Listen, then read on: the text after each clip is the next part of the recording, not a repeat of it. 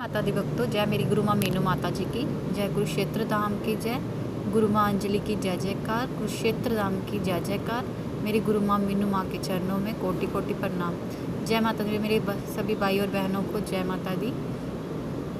आज मैं आपको बताती हूँ कि कैसे भोलेनाथ जी के मंत्र जाप किए जाते हैं, उन्हें क्या भोग दिया जाता है, कैसे आदिशक्ति देव को खुश किया जाता है। जो महाकाली के बच्चे हैं, महाकाली के मंत्र जप करते हैं, उनके लिए एक बहुत ज़रूरी है कि वो आदिशक्ति देव जी के मंत्र जप ज़रूर करें, उनका पाठ ज़रूर करें, क्योंकि महाकाली आदिशक्ति देव के बिना नहीं चलती है, क्योंकि तभी तो उनका नाम महाकाली का आदिशक्ति देव के नाम से जाना जाता है। जो बच्चे आदिशक्ति देव को याद करते हैं, माँ काली अति प्रसन्न होती है और कहते हैं कि आदिशक्ति देव का नाम क्या मतलब, आदिशक्ति क्यों बोला जाता है, क्योंकि जब आप लोग महाकाली की पाठ पूजा मंत्र करते हैं तो आपको उनके लिए बड़ा ज़रूरी है कि वो हर सोमवार आदिशक्ति देव जी के साथ उनको साथ लेके चलें, महाकाली जी के साथ लेके चलें, क्योंकि हर सोमवार उन बच्चों को आदिशक्ति देव जी के मंदिर में जाके दूध चढ़ाएं, गुड़ और चने भी चढ़ा सकते हैं। आप सेवा कर सकते हैं, जैसे सोमवार की आप उनकी दिन की उनकी सेवा स्टार्ट कर लें। जैसे आप महाकाली के मंत्र जप कर रहे हैं और उनकी भक्ति कर रहे हैं, या फिर आसन लगाए हुए हैं, मंत्रों पे हैं, सिद्धि पे हैं, तो आपको आदिशक्ति देव जी को भी साथ लेके चलना है। आपको हर सोमवार जैसे जैसे आप माँ के मंत्र कर रहे हैं, वैसे वैसे उतना ही आपको ध्यान आदिशक्ति देव जी के ऊपर देना है, भोलेनाथ जी को भी भोग देना है, तभी आप पूजा में सफल होते हैं, मंत्रों में सफल होते हैं। क्योंकि आदिशक्ति देव के बिना आदिशक्ति महाकाली भी नहीं चलती, क्योंकि महाकाली के साथ आदिशक्ति देव जी का नाम लेने से आदिशक्ति महाकाली प्रसन्न होती है। इसलिए हमेशा दोनों शक्तियों को साथ लेके चलें। आपने क्या करना है कि जो भी आप मंत्र जप करते हैं घर बैठे महाकाली के साथ, आपने हर सोमवार को भोलेनाथ के नाम से दूध निकालना है घर से और मंदिर में चढ़ाना है। काले तिल भी आप मतलब आपको सेवा लगानी है। जैसे सोमवार को जो आदिशक्ति देव जी को पसंद है वही भोग उनको देना है। जैसे आप महाकाली को प्रसन्न करते हैं भोग में, वैसे जैसे आप माँ को प्रसन्न करते हैं भोग में, वैसे आपने आदिशक्ति देव जी को भी प्रसन्न करना है। इससे क्या होगा कि जितनी आपकी आधे रास्ते होते हैं, जैसे आधे रास्ते खुले होते हैं, आधे बंद होते हैं, आदिशक्ति देव जी को साथ लेके चलने से आपको कहते हैं ना सफलता, पूर्ण सफलता मिलेगी आपको। जैसे जैसे आप लोग महाकाली के मंत्र जप करते हैं, आपने हर सोमवार को आदिशक्ति देव जी को दूध चढ़ाना है, फूल चढ़ा सकते हैं, चने गुड़ चढ़ा सकते हैं, ये सब चीज़ें आप चढ़ा सकते हैं, क्योंकि माँ काली पार्वती जी का ही रूप है, उनके बिना माँ भी नहीं चलती। अब मैं आपको ये बता देती हूँ कि अगर आप आदिशक्ति का कौन सा मंत्र करें। जो बेटे हैं वो आदिशक्ति देव जी का ओम नमः शिवाय का जाप करें और दूध जल ज़रूर चढ़ाएं सोमवार को।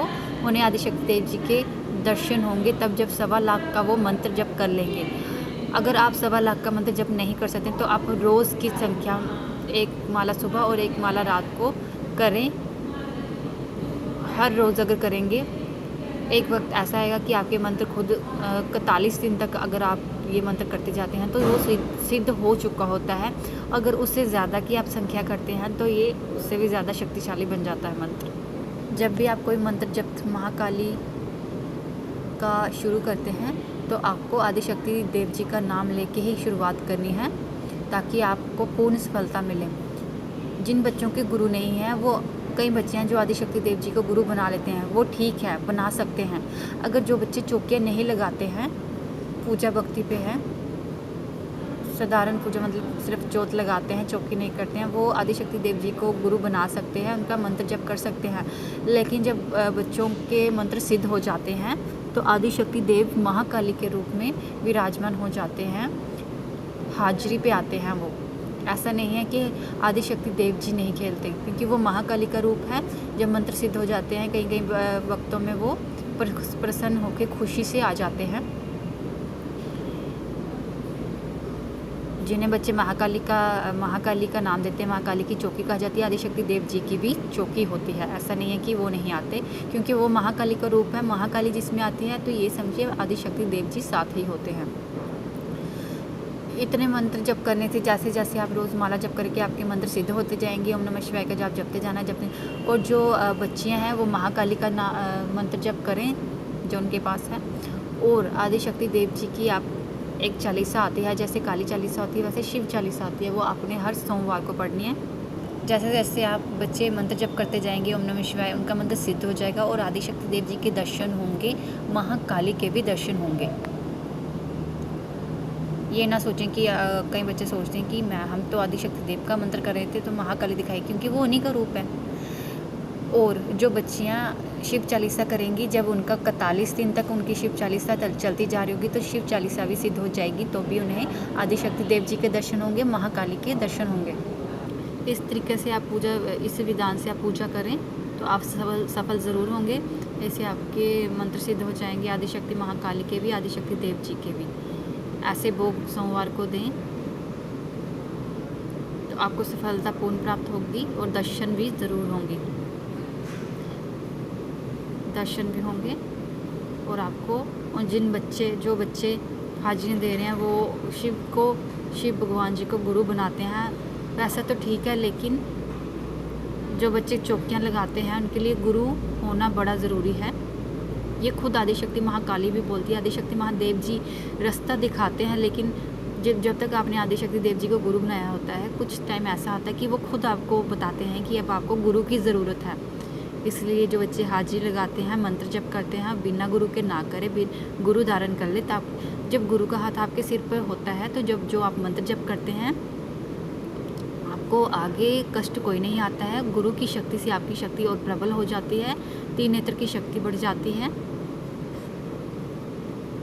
गुरु की शक्ति से आपको और शक्ति प्रदान होती है, जिससे आपके मंत्र और शक्तिशाली हो जाते हैं और आपके पास पावर्स आ जाती हैं। जो बिना गुरु के मंत्र जप करते रहते हैं, मंत्र जप तो सिद्ध हो जाते हैं, लेकिन कई बार शक्तियाँ इतनी प्रबल हो जाती हैं कि शक्तियाँ भी कभी आपके ऊपर हावी हो जाती हैं। इसलिए आपको समझाया जाता है बिना गुरु के कोई ऐसे मंत्र जप ना करें जो आपके ऊपर हावी हो जाएं।